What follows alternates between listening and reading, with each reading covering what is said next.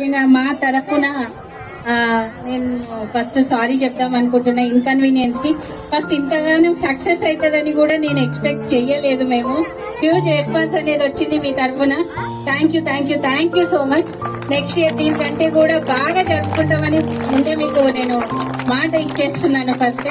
అట్లాగే కష్టపడి డాన్సులు నేర్చుకొని పాపం చాలాసేపు ప్రాక్టీస్ చేసినటువంటి పిల్లలకు అట్లాగే మిగతా అందరికి కూడా ప్రిన్సిపల్ సార్ థ్యాంక్స్ చెప్తారు. కానీ ఒకటి ఏంటంటే చిన్నగా ఉన్నప్పుడే మొక్కై వంగనేది మానే వంగున అన్నది చిన్నప్పటి నుంచే పిల్లలకు మనము సంస్కారము తర్వాత చదువు అనేది చక్కగా నేర్పిస్తే పెద్దగైనాక వాళ్ళు చాలా అభివృద్ధిలోకి వస్తారు.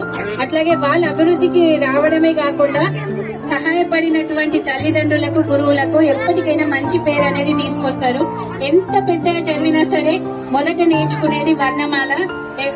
అమ్మ దగ్గర నేర్చుకునే పాట మొదటిదైతే తర్వాత గురువు వచ్చేసి అక్షరాలు ఏబిసిలు నేర్పించినటువంటి గురువులే. అటువంటి గురువులను కూడా ఎప్పుడు కూడా మర్చిపోవద్దమ్మా.